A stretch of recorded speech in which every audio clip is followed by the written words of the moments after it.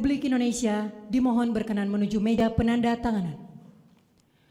Penandatanganan berita acara 1. Menteri Keuangan.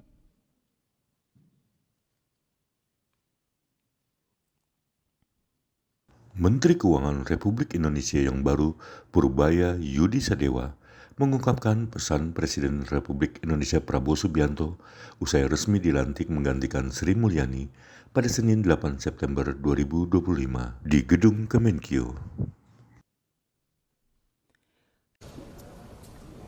Assalamualaikum warahmatullahi wabarakatuh. Ya langsung aja ya. Temenannya saya jawab, saya dikasih ini saya nggak bisa jawab juga kalau baca ini. Makasih banyak Pak. Dia mau dikte saya. Mau dikte gue loh. Gimana? Pertanyaan apa? Saya jawab aja sependek.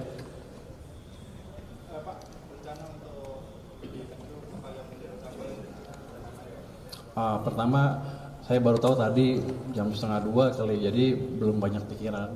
Tapi pesan Presiden adalah balik arah ekonomi, ciptakan pertumbuhan ekonomi yang lebih cepat, secepat mungkin. Itu akan kita kerjakan ke depan. Saya akan melihat di keuangan ada apa, instrumen apa yang masih bisa kita optimalkan. Di situ akan kita maksimalkan supaya ekonominya jalan lagi. Bukan jalan lagi, jalan lebih cepat. Nanti kalau jalan lagi dibilang berhenti sekarang. Belum ada. Saya suruh belajar sama Dirjen Pajak mana? Dirjen Pajak ntar ya? Bea cukai ntar ya? Nggak ada, cuman basically saya akan lihat seperti apa intinya.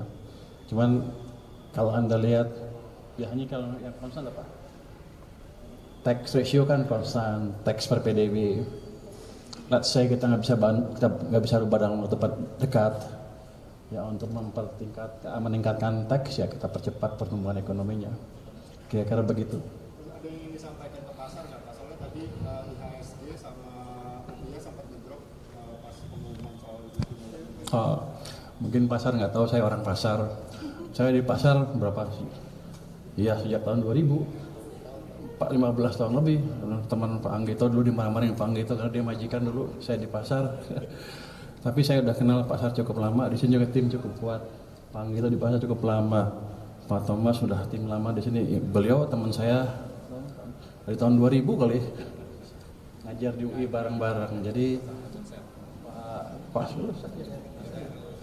Pak Heru juga teman lama, ahli di bea cukai juga. Jadi kalau dibetulin, diperbaiki, dioptimalkan, rasanya sih kita punya instrumen yang cukup untuk memperbaiki secara bersama-sama.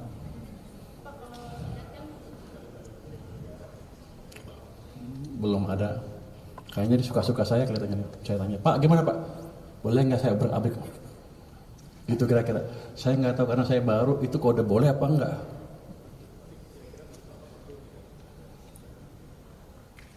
Di sini gimana? Kalau menurut saya, yang langsung di bawah Presiden seperti yang Anda dengar-dengar itu, di dunia itu nggak ada yang seperti itu. Kalau kita buat kita sendirian nanti aneh lagi. Jadi kita akan optimalkan sistem yang ada.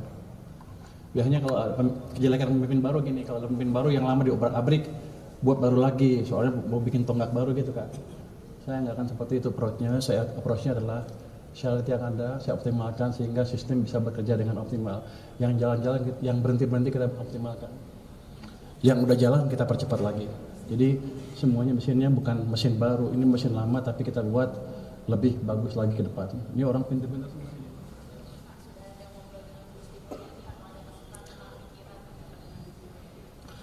Kalau saya ketemu Sri Mulyani kan setiap KSSK 3 bulan sekali, kadang-kadang juga berapa bulan sekali ketemu ya di situ ngomongnya. Kalau untuk hari ini belum, karena saya juga baru tahu tadi jam 1 lebih. Untuk masih punya jas kalau enggak. Oke, udah ada lagi.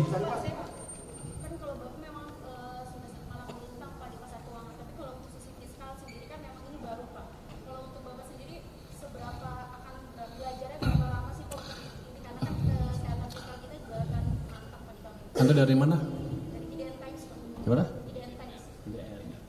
Anda nggak pernah tahu saya di mana ya? Sebelum di sini saya di KSP juga pernah kan berapa tahun. Dan waktu krisis COVID 2020 saya di samping Presiden Jokowi membantu memformulasikan kebijakan fiskal yang baik pada waktu itu. Bukan dari anggarannya aja, tapi cara mengelola uang pada waktu itu. Jadi kalau Anda bilang saya nggak pengalaman, salah besar. 2008 saya bantu Pak SBY, saya think tanknya SBY. 2015 saya ke KSP, bantu Pak Jokowi, waktu yang melambat, kita balikan dengan cepat. Habis itu saya keluar, 2020-2021 mau runtuh lagi, masalahnya ke sana. Saya selalu memberi masukan fiskal ke pemerintah. Di belakang nggak dibayar. Mungkin sekarang dibayar, saatnya dibayar sekarang. Gaji gede nggak sini? Kira-kira gitu. Jadi saya udah kenal lama dengan fiskal, dengan ini ahli fiskal kita Pak Suhasil, jadi saya nggak akan terlalu gampang, saya nggak perlu waktu untuk belajar lagi.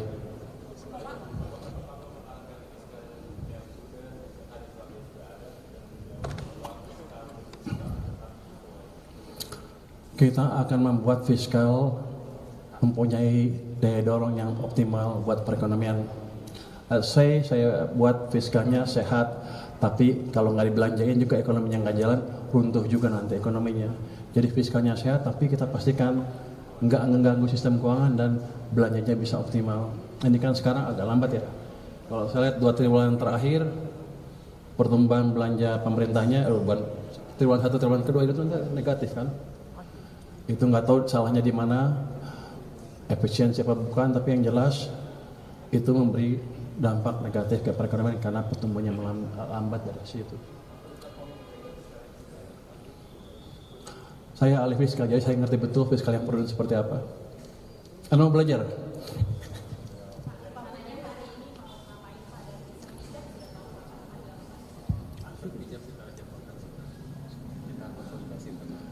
Saya nggak tahu tuh 1 jamnya kapan, karena ada konsultasi internal. Saya tanya tadi Pak Seknek, Seknek di sana. Itu udah punya saya, udah punya lu katanya. Tapi enggak, kita akan kulonundu dengan Ibu Sri Mulyani.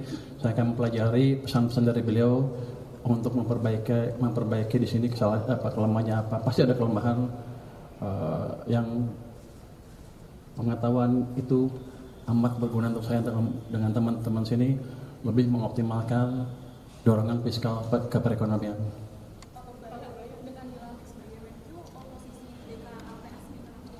Jadi saya sudah resign ketika saya dilantik jadi Menkyu.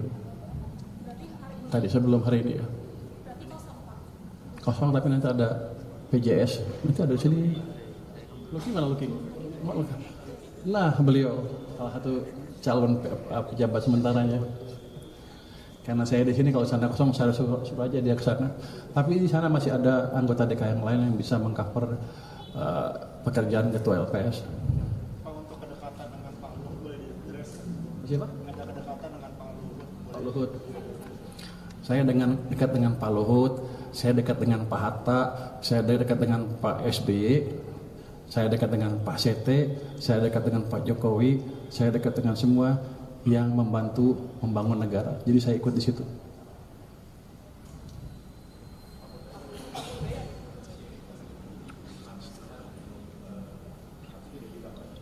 Saya akan pelajari lagi seperti apa, saya belum tahu detailnya.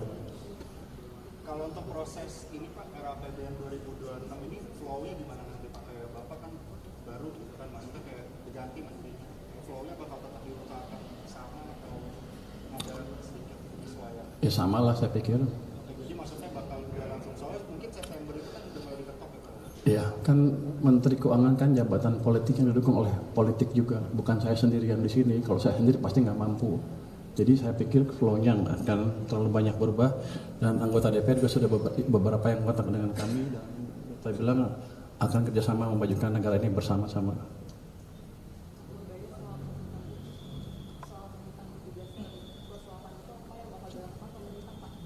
Tuntut apa? Saya belum pelajari itu, tapi basically begitu. Itu kan suara sebagian kecil rakyat kita. Kenapa? Mungkin sebagian ngerasa keganggu hidupnya masih kurang ya. Once saya ciptakan pertumbuhan ekonomi 6%, 7%, itu akan hilang dengan otomatis. Mereka akan sibuk cari kerja dan makan enak dibandingkan mendemo. Jadi maksudnya bakal tetap dikejar 8% tercapai? bukan bakal dikejar dalam masa, kita akan kejar secepat, ciptakan pertumbuhan yang paling cepat, seoptimal mungkin. Kalau Anda bilang bisa nggak besok 8, kalau saya bilang bisa kan saya nipu. Tapi kita bergerak ke arah sana.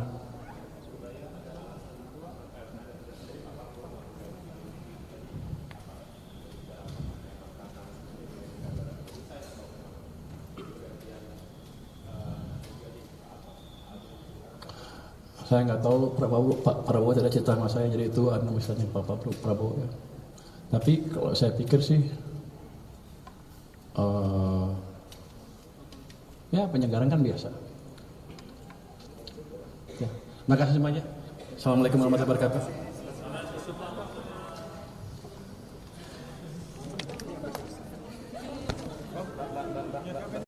Jangan lupa subscribe ya.